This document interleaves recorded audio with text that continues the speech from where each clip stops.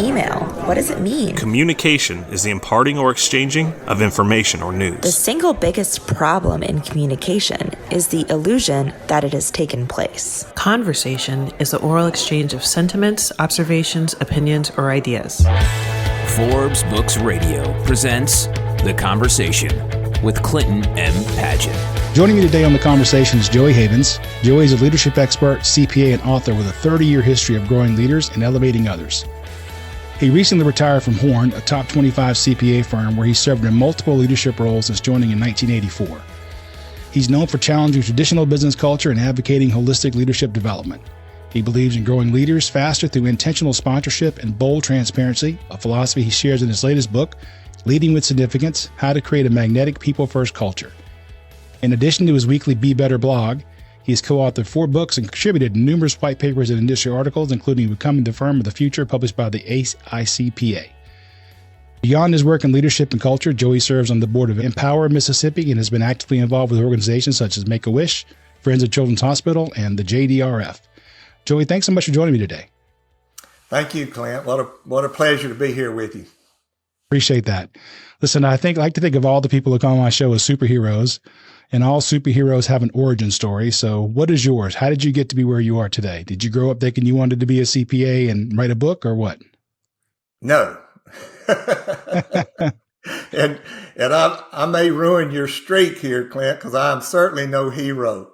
No, you are. Absolutely. I'm certainly not. And I have been blessed immensely by God. And, when people ask me about my origin, that's it's one of the most difficult things for me to talk about. I'm introvert. It's I think nobody's interested in that. So I'm going to give you the short, and you can ask for any explanations of that. But my journey started with Christian parents that taught me about God and the love of people. And when I was in college at Ole Miss, I interned at a local CPA firm. That's where I got my interest in accounting. Got my accounting degree from Ole Miss. Went to work from the largest accounting firm in the world in Houston, Texas. 3 years later, I decided I want to be back in Mississippi and actually moved back to help a CPA start a new local firm. So, I was in on the ground roots of that. We had a common client with Horn, which was a regional company in Mississippi.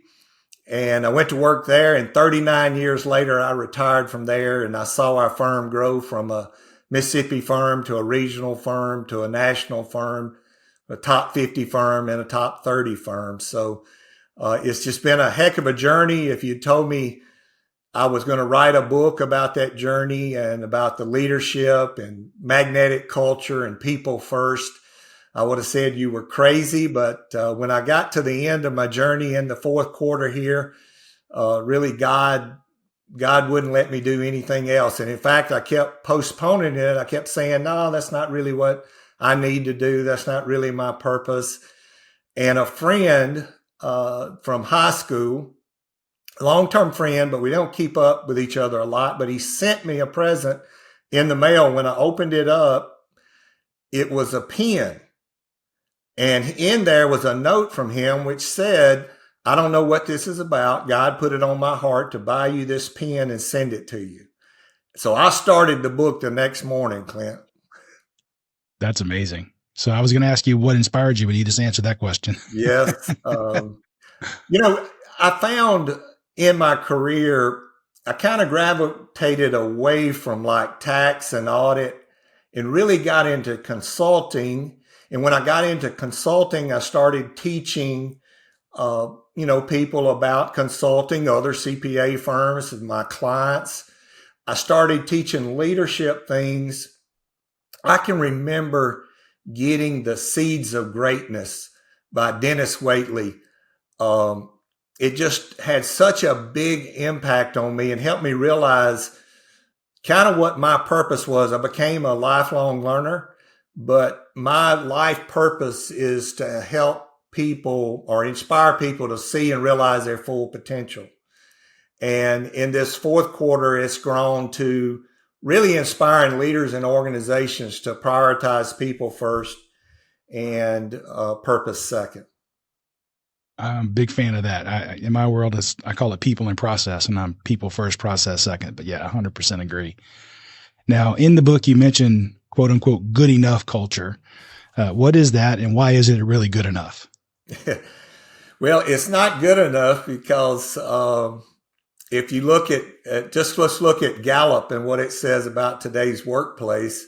Over 51% of people are looking for another job. They just recorded the historical low for engagement of people. Trust has never been recorded lower, lack of respect. And so we really have an epidemic of loneliness, burnout, lack of purpose.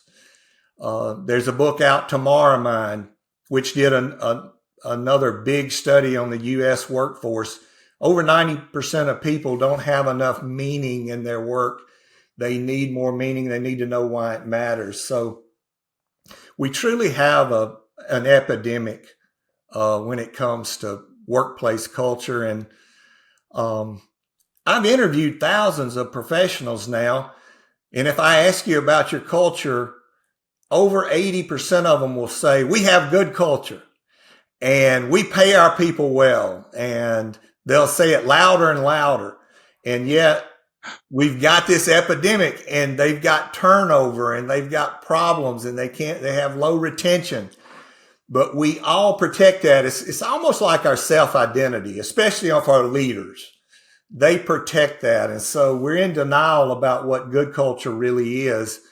And in fact, my recent TEDx talk, I really dived into the 3 secrets to magnetic energy in the workplace culture. And it's just gotten a phenomenal reception. Let's jump into that then. I was going to ask you later, but what is magnetic energy? And then what are those 3 things? I think magnetic energy, the best way I found to explain it is this discretionary effort where you're just all in. And, in my TED talk, when I talked about one of the secrets, we've all experienced magnetic energy. Just think about a team you've been on. It might be a work team, a project team, a community project, a church team. You have been a sports team. You have been on a team where you could feel the energy. You knew this team was going to accomplish more than you could yourself. Your self-awareness went up, your expectations, your performance, your focus. We've all experienced magnetic energy, and that's what people are looking for in the workplace. You can't touch it, but we've all felt it, and we know it when a team has it. That's magnetic energy. Okay, you said there were 3 secrets. What are those 3? Okay, 3 secrets. Believe in magnetic energy. Believe in the inherent good in people. In other words, I was on a podcast one time and they asked me, if the CEO doesn't believe in great culture, if they don't believe in magnetic energy, can they have it? And when I said no, it was just silence. Like, well, nobody's ever told us that before. But no, if you don't believe it, your beliefs affect your words and your actions. And obviously workplace culture is going to follow the actions of leaders. And so believing in magnetic energy you've experienced before, believing in the inherent good in people. In other words, most people show up at work wanting to succeed. They want to meet expectations. And it's usually about clarity around that. And quite frankly, God created us with this innate desire to be part of something bigger than ourselves. And so when we believe in that and we make that happen, that little magnetic energy, when you do all 3 secrets, you get the magnetic energy. There's a lot to unpack there. Well, that's just one. I mean, you asked what the second secret is to trust first. Trust. Okay. And provide each other the benefit of good intentions. And when you say that, people draw back because why is that? We've all had our trust broken. And you've got to be vulnerable to trust somebody. And so if the workplace itself is void of trust, and that's why it's important that team members like me and you, we have the courage to trust first, to give people the benefit of good intentions, seek to understand before we judge. And when you do that, it creates more trust. Organizations can't create trust, only people. So if you think about it, I'll bet there's been a time in somebody in the audience or in your life where it was very evident somebody was trusting you kind of out of the blue. And you're like, wow, gave you the keys to their car or their home, asked you to care for a loved one, gave you the biggest project going on, introduced you to their biggest client, whatever it was. They trusted you. And what happened? There's two things that happen to me when I know somebody's trusting me. I lean in. I want to meet those expectations, right? Sure. I'm being trusted. So I want to earn that trust. The other thing that happens is I move them up on my trust ladder. Why is that? Because they trust me. Now I don't feel as vulnerable trusting them. All of a sudden, we got some trust flowing in our organization. So that's secret number 2. And secret number 3 is connect and demonstrate you care. Again, Gallup, 25 years of surveys, over 65 million people. They've determined that 70% of everything we want in workplace culture, from production, sense of belonging, all of those things, client service, retention, is tied to the relationship with the direct manager. That's a lot of evidence. But let's drill it down to me and you in the audience today. Why is that so important? It's because we all have one common fear. Am I good enough? Can I do this? And it's the connection, it's that support that helps us step through that fear. It's that connection that allows us to be who we are and to be our best and to really see our full potential. And so when leaders are vulnerable enough, this was a big growth thing for me. I'm a heavy introvert, so it's hard to let people know me. And that's really part of it, is opening up and letting people know you. And the other part of connection is gratitude. Gratitude, it may give you a feeling, but gratitude's not about a feeling. It's about a mindset and a skill to express your gratitude. When we express gratitude, it connects people.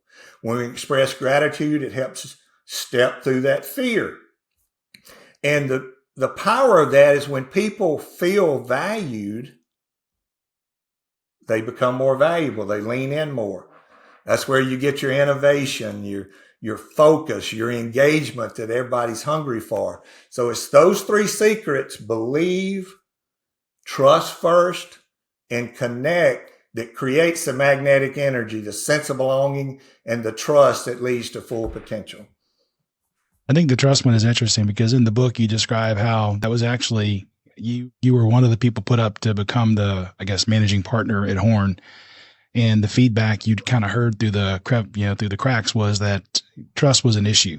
And it turns out it was only because they didn't know you, but you made some pretty definitive steps of going around and meeting the different people and talking to them, and which is hard, right? Putting yourself out there like that, I'm sure, is difficult. Yeah, it's where I learned the 3 secrets, actually, and the power of magnetic energy. Not only did they not know me, I didn't know them. I hadn't invested the time to know them. What was their aspirations individually? What were their aspirations for the firm? Because we're partners in this. We're leaders in this. We need a common vision and a common purpose. And you need that alignment. And I was blind to what their alignment was. They didn't know what my alignment was. And so it's a combination of not being open enough for them to know me and see my heart. But I certainly hadn't invested the time to know them. And the game changer was the one-on-one meetings with all 38 leaders. Okay. Now, I think that you wrote the book, it was either during the pandemic or close thereafter, because you talk a lot about remote work and, all that. And I'm just curious because one of the challenges that I've always thought with culture when people work remotely is, when I think of culture, what I think of is it's not what you do when the lights are on, when the camera's on. It's what you do when the camera's off. Like, how do you react? Of course, you're nice when the customer's on the phone, but when you hang up the phone, what do you say? Are you start to be derogatory and say negative things? So to me, culture is what happens when people aren't really looking. And I'm curious how you were able to have your culture work when you people were remote for so long. Well, I mean, obviously, remote is a huge challenge. We had designated meetings, but when it comes to remote culture, it's about the onboarding process, making that real. And in that organization today, and a lot of the organizations that I consult with, they have a lot of remote workers. But onboarding should be the same for somebody that's going to be reporting to an office as to somebody that's remote every day. And really, I believe best practices as you come together for that. You do that in person, that it's worth that investment in time.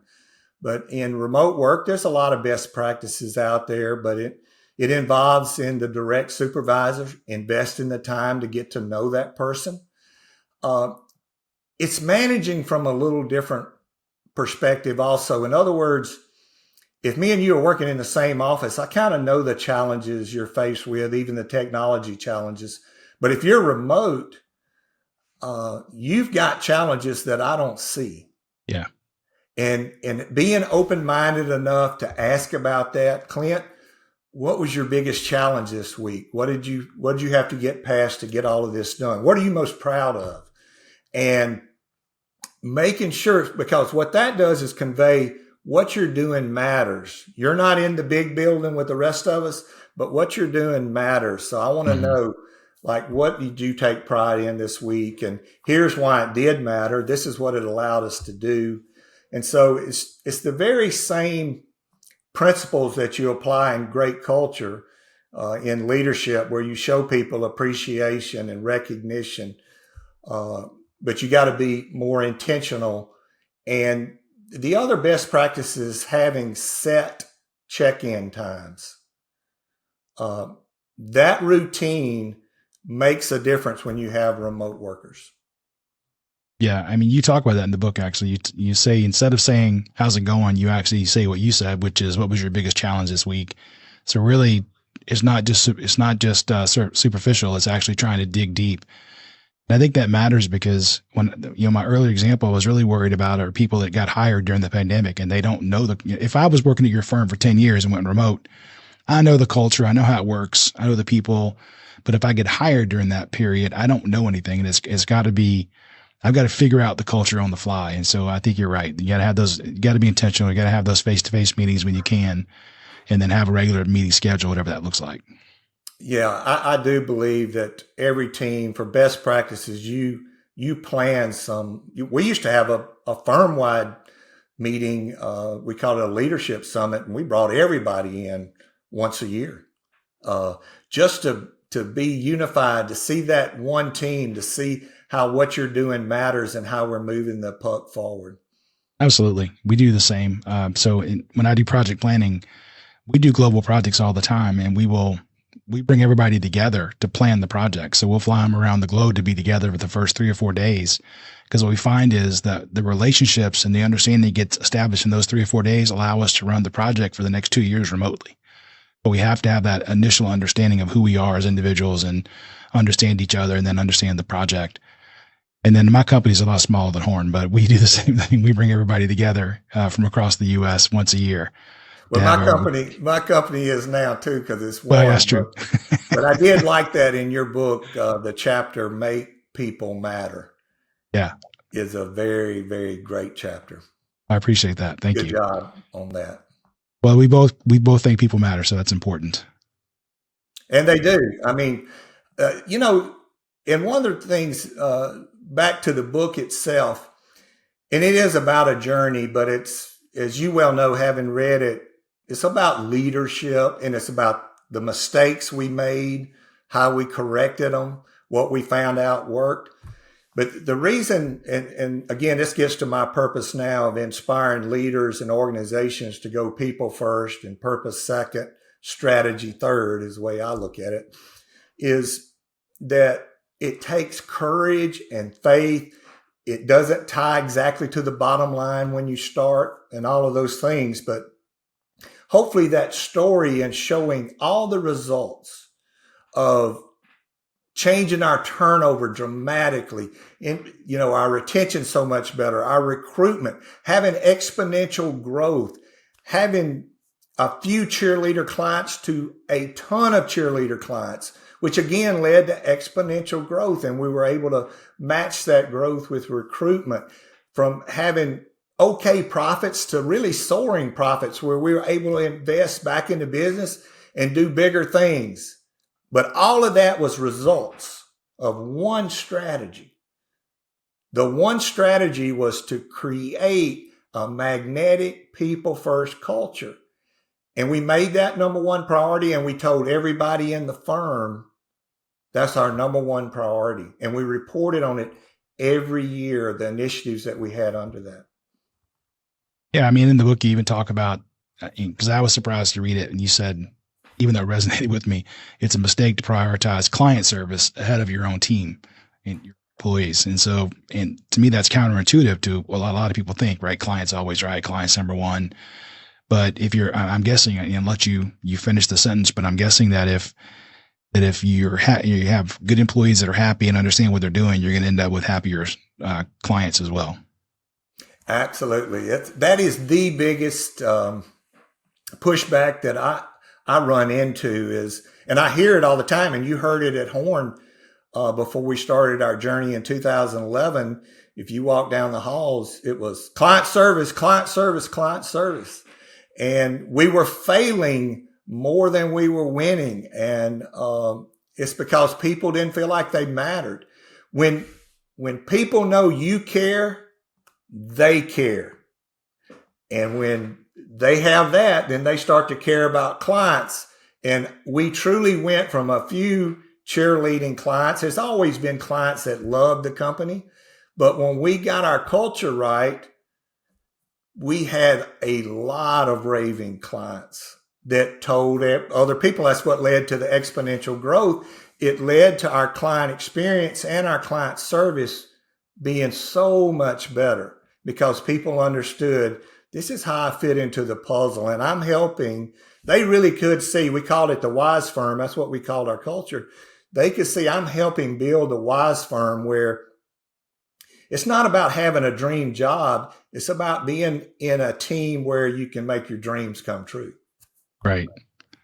And to be clear for those listening, WISE is WISE, and I'm about to ask for a different kind of why, which is WHY. So you say that we need to communicate the why behind all initiatives. And why do you find that to be so important? I think people need to know from the people that might be pushing back that see something different. But purpose itself, having Simon Sinek book, The Infinite Mindset. Have you read it? I have not. It's on my list. It is a tremendous read.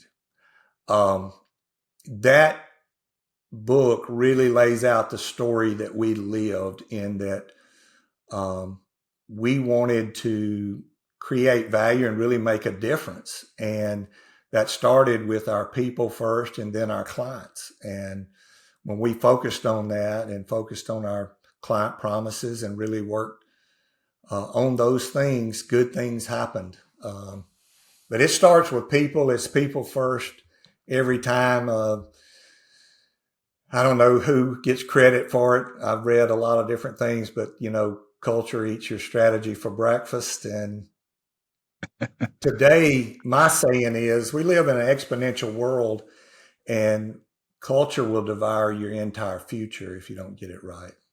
Oh, for sure. Toxic cultures they just suck you in. So I think as far as the why goes, another one that comes to mind for me at least is if I'm driving somewhere and you say turn left, then I can do what you say. I can follow your instructions and your directions, and I can turn left. But if I know why we're going somewhere, and if I can say, well, why do you want to turn left here? And you say, oh, well, Clint, I'm trying to get to the airport, and Atlanta traffic is terrible this time of day, and I think we should turn left here. I can say, no. I happen to know because I went to the airport yesterday.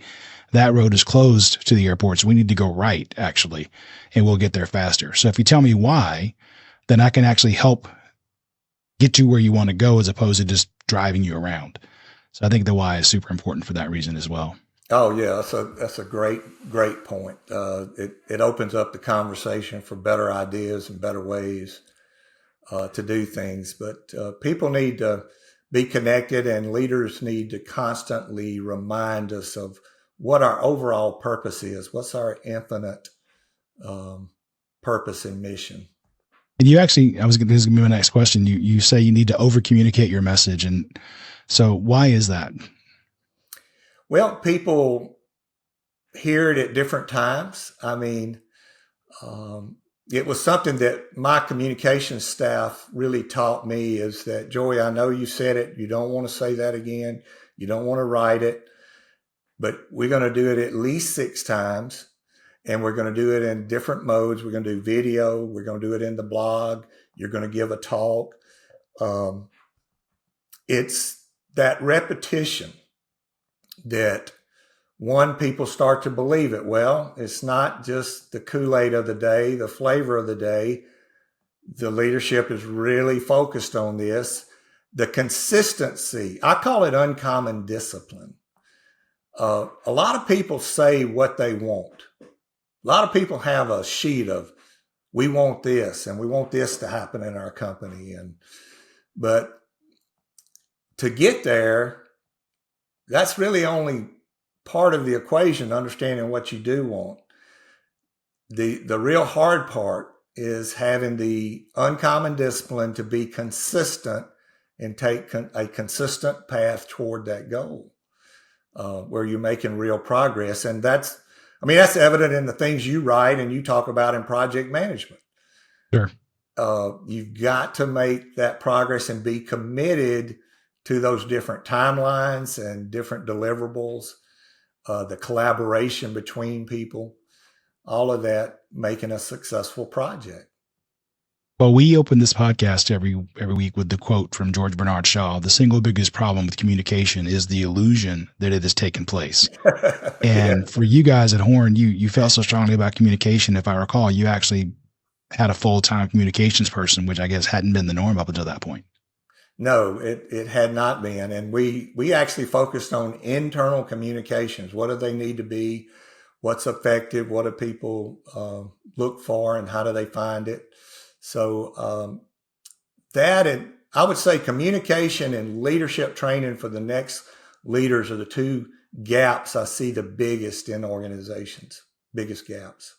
That was actually my next question is, what do you think the biggest mistake leaders make when they're trying to build a strong culture? What do you think they are? I think they are not aligning their words and actions with what they put on the wall. What they say is their values. And, I talk about fishbowl leadership. Every leader is in a fishbowl, and we can say whatever we want to say, but everybody around the fishbowl is just watching how we swim, where we swim. Is that in alignment with what we say we're doing as a company? Is that in alignment with what we say the values are? And as you move up, you get a bigger fishbowl, but it's not because you're a bigger fish. It's because there's more people around the fishbowl. Right. Well, that concludes part 1 of my conversation with Joey Havens, leadership expert, CPA, and author of Leading with Significance: How to Create a Magnetic People-First Culture. Coming up in part 2 of our discussion, Joey explains the concept of fearless, unrivaled flexibility and guilt vampires. So fearless, unrivaled flexibility was our way of attacking all of the guilt vampires. Now, the guilt vampires come from different places. They start internally. I'm a mother, and I leave at 3:00 every day. I see my team members staying, and I leave so I can pick my kids up. Now, I log back on maybe at 7 during busy season and do some more work, but people don't see that. And so I feel guilty walking out of the building. I get to go get my kids at 3 every day. That's a guilt vampire. And then you have the team members that say, oh, good to see you leaving early again. That's a guilt vampire. And so we called all that out.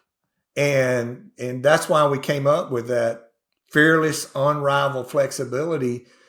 We wanted people to be able to weigh in on, and it's not work-life balance. It's how you integrate your personal life and your career, and we all do it differently. Thanks for listening to The Conversation. To find out more about Clint, go to clintonmpaget.com and pick up Clint's book, How Teams Triumph, Managing by Commitment, at Amazon. The Conversation with Clinton M. Paget is a production of Forbes Books.